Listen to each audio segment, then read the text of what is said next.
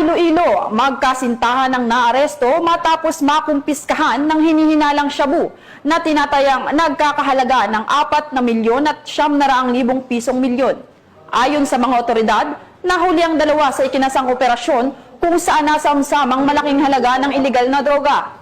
Patuloy naman ang investigasyon habang nakadetain ang mga sospek at nahaharap sa kasong paglabag sa Republic Act 9165 o mas kilalang Comprehensive Dangerous Drugs Act of 2002.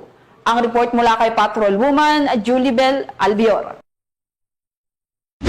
Isang matagumpay na operasyon ng kapulisan kontra iligal na droga ang naisagawa at umabot sa tinatayang 4.9 million pesos ang halaga ng hinihinalang shabu ang nakumpiska sa ikinasang drug buy bust operation sa NHA Village, Barangay Bakhawan Sur, Concepcion, Iloilo, nito lamang 21 ng Setyembre taong kasalukuyan. Kinilala ang pangunahing subject ng operasyon na si alias Budoy, 43 taong gulang, residente ng Barangay Bulaqueña, Estancia, Iloilo, isang high-value individual at ang nobya nito na si alias K, 25 taong gulang, walang trabaho, residente ng Barangay Salvacion, Concepcion, Iloilo, at isang street-level individual. Nahuli rin ang pamangkin ni K na menor de edad na si alias Nico, residente ng Barangay Salvacion, Concepcion, Iloilo. Ang matagumpay na operasyon ay bunga ng isang taong pagmamanman at pagsubaybay laban sa suspect na isinagawa sa pamamagitan ng pinagsamang puwersa ng kapulisan ng Iloilo Provincial Drug Enforcement Unit, Provincial Intelligence Unit, Concepcion Municipal Police Station, 2nd Iloilo Provincial Mobile Force Company, at Estancia MPS.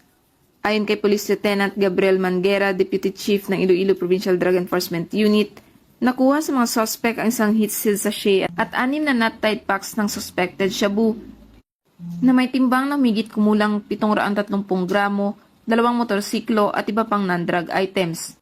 Ayon pa kay Police Lieutenant Manguera, si alias Budoy umano ang nagsusupply ng iligal na droga hindi lamang sa ikalimang distrito ng Iloilo kundi umaabot din hanggang Rojas City, Capiz. Naharap ngayon si alias Budoy at alias K sa kasong paglabag sa Republic Act 9165 o Comprehensive Dangerous Drugs Act of 2002, habang si alias Nico ay turn over sa Municipal Social Welfare and Development Office para sa tamang disposisyon sa ilalim ng probisyon ng Juvenile Justice and Welfare Act o Republic Act 9344. Ang matagumpay na operasyon na ito ay patunay ng walang humpay ng kampanya ng pamahalaan kapulisan laban sa iligal na droga upang mapanatili ang maayos at ligtas na bagong Pilipinas.